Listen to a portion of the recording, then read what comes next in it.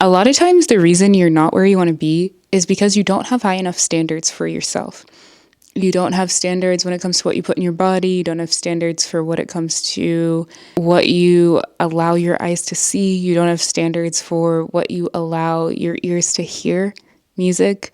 You don't have standards for who you let into your life, who you call a friend. Any friend is a good friend, which is so untrue. You accept any and every plan that comes your way. You're everywhere. There is no place that you decide to not be. You're everywhere all the time. You're not like rarity demands selectiveness. You are rare. You have to be selective with what you consume. You have to be selective with what you express. Why, Zozo? Because the standard of your life is what people read, is what people see, is the degree to which you're able to influence for actual change.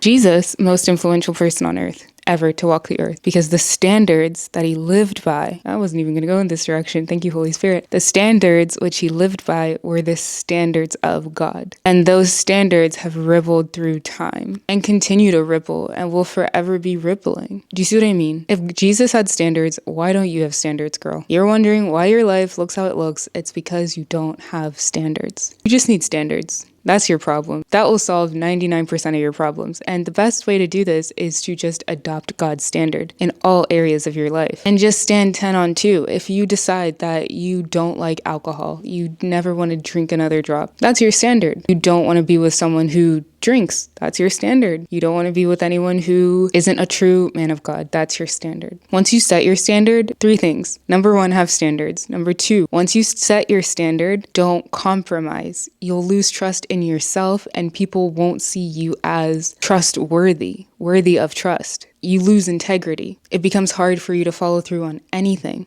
and finish any project that you start. If the standard for yourself is you always finish what you say you always finish what you start, that'll be the standard. That energy will replicate itself across all areas of your life. That is your standard. And it'll show exemplary performance wherever you are. Put you in any environment, you're winning. And number 3, standards open doors. Human beings love aspirational. Human beings love someone who seems to have it all. They want to learn from them. They want to be taught by them. They want to do the same in their own lives because the path of the just shines ever brighter. It's human nature to want to improve, to actualize. Without a standard for yourself, you're not inspirational. No one needs to listen to you. You have nothing of value to give. What are you adding to the people's lives? You don't live an exemplary life. You're not offering a higher quality of life by exemplifying its product, the product of a superior decision making. You're just kind of floating. A woman of purpose, a person of purpose has standards and they don't deviate from those standards. Just like a restaurant. Like, hello, I don't really trust the Michelin system anymore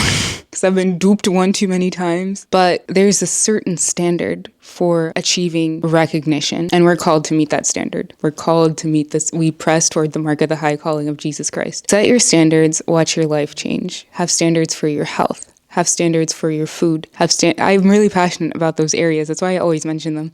Have standards for your food. Have standards for your work. Have standards for your extracurriculars. Have standards for how you spend your free time. A woman of purpose is not to be played with. Not to be played with. In the slightest. That's you. Have some standards, girly.